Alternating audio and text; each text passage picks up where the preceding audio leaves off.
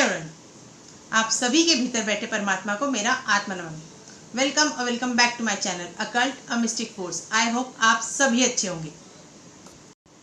30 अप्रैल को मतलब परसों अक्षय तृतीया है और अक्षय तृतीया के महत्व को हम सभी जानते हैं। इसे अबूझ मुहूर्त मतलब सर्व सिद्ध मुहूर्त भी कहा जाता है। ये मुहूर्त अपने आप में सिद्ध होता है, इसीलिए इस दिन कोई भी मंगल कार्य करने से पहले मुहूर्त देखने की जरूरत नहीं होती। इस दिन आप सारे मांगलिक कार्य बिना मुहूर्त देखे ही कर सकते हैं। फिर चाहे वो प्रॉपर्टी की डीलिंग हो, कोई प्रॉपर्टी लेना हो, वास्तु पूजन हो, गृह प्रवेश हो, शादी हो, जनेह हो या फिर आपको कोई वाहन ही क्यों ना खरीदना हो, इस दिन आप ये सारी चीजें कर सकते हैं। इस दिन लक्ष्मी नारायण की पूजा की जाती है। इस तिथि को अक्षय ही क्यों कहा गया? वो इसीलिए क्योंकि अक्षय का मतलब जिसका कभी क्षय नहीं होता, मतलब जो अनंत है, जो कभी खत्म नहीं हो सकता। और इसीलिए इस दिन किया गया दान, पुण्य, नाम जाप अनंत गुना फलदायी होता है। इस तिथि पर सोना, चांदी आदि खरीदना बहुत ही शुभ माना जाता है। पर अभी सोने के बढ़ते हुए दामों को देखते हुए इसे खरीद पाना सभी के लिए पॉसिबल नहीं हो सकता। तो जो लोग सोना नहीं खरीद सकते वो लोग चांदी से बनी हुई कोई भी चीज़ ले सकते हैं। चांदी का सिक्का, चांदी का हाथी या चांदी की लक्ष्मी माता की मूर्ति। अब जो लोग सोना और चांदी दोनों नहीं खरीद सकते वो लोग ऐसा क्या खरीदे जिससे उन्हें माता की कृपा प्राप्त हो? तो इस दिन आप जल से भरे पात्र का दान कर सकते हैं। तरबूज, खरबूज, खीरा आदि वस्तुओं का भी दान करना इस दिन श्रेष्ठ माना गया है। अब दान किसे करना चाहिए? क्या दान पर केवल ब्राह्मणों का हक है?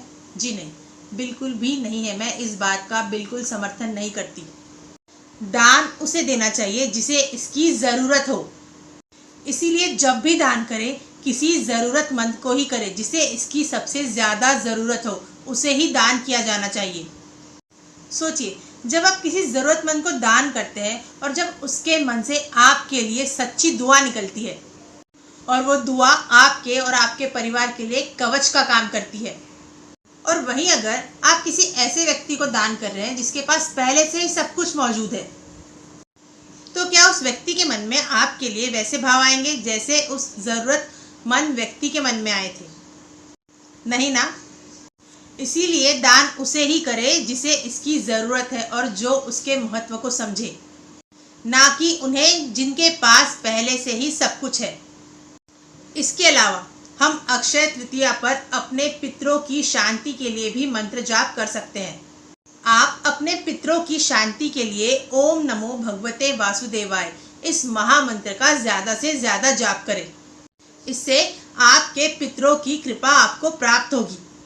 अब क्योंकि आप इसे अक्षय तृतीया पर कर रहे हैं तो इस जाप का फल अनंत गुना ज़्यादा बढ़ जाएगा। इस जाप को संकल्प लेकर करें कि आप ये जाप अपने पितरों के लिए कर रहे हैं, उनकी शांति के लिए कर रहे हैं। और जाप पूरा होने के बाद इसे नारायण को समर्पित कर दें और उनसे अपने पितरों की शांति के लिए प्रार्थना करें। आप इस दिन श्री सूक्तम, कनक धारा स्तोत्र और माता के बीज मंत्र श्रीम का भी जाप कर सकते हैं। अब जो स्टूडेंट्स कॉम्पिटिटिव एग्जाम क्रैक करना चाहते हैं वो इस दिन माता सरस्वती के मेधा सूक्तम का 108 बार पाठ करें। अगर आप 108 बार नहीं कर सकते तो कम से कम 27 बार इस पाठ को जरूर करें। इससे आपको माता की कृपा जरूर प्राप्त होगी। अब एक छोटा सा उपाय बताने जा रही हूँ ताकि आप सभी को लक्ष्मी नारायण की कृपा प्राप्त हो। इस उपाय को करने के लिए आपको एक पीला कपड़ा, थोड़ा खड़ा धनिया, पीली सरसों, पीली कौड़ी, एक हल्दी की गठान, एक कमल गट्टा और एक सिक्का, अगर चांदी का हो तो भी चलेगा, और अगर चांदी का सिक्का नहीं है आपके पास तो आप कोई भी सिक्का ले सकते हैं, और थोड़ा दालचीनी का पाउडर। इससे पहले आपको माता लक्ष्मी के सामने एक घी का दीपक जला लेना है। अगर आपके पास केसर अवेलेबल है तो उसमें आप थोड़े केसर डाल सकते हैं, और अगर आपके पास केसर नहीं है तो आप उसमें एक चुटकी हल्दी का पाउडर डाल दीजिए। उसके बाद आपको पीले कपड़े पर स्वास्तिक बना लेना है और आपको वो स्वास्तिक हल्दी से बनाना है। फिर उस कपड़े पर पूरी सामग्री रख लेनी है और उस पर थोड़ा दालचीनी का पाउडर छिड़क देना है और उसकी एक पोटली बना लेनी है और उस पर 7 बार मौली धागा लपेट लेना है और माता लक्ष्मी के पास रख देना है और माता को खीर का भोग लगाना है और फिर माता को धूप दीप दिखाकर उनकी आरती करनी है और उस पोटली को वहीं पर रहने देना है और दूसरे दिन शाम को वो पोटली उठाकर अपने लॉकर में या जहां पर भी आप पैसे रखते हो उस स्थान पर रख देना है।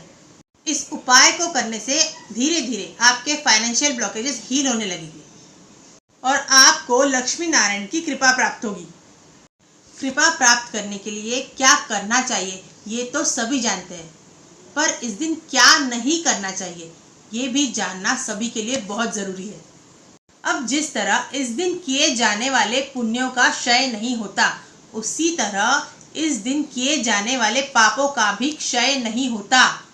तो अगर इस दिन आप किसी के भी साथ छल कपट धोखा लड़ाई झगड़े करेंगे, किसी का बुरा सोचेंगे, किसी भी लाचार या मजबूर व्यक्ति का मन दुखाएंगे, तो याद रखिएगा आपका कर्म आपको कभी नहीं छोड़ेगा।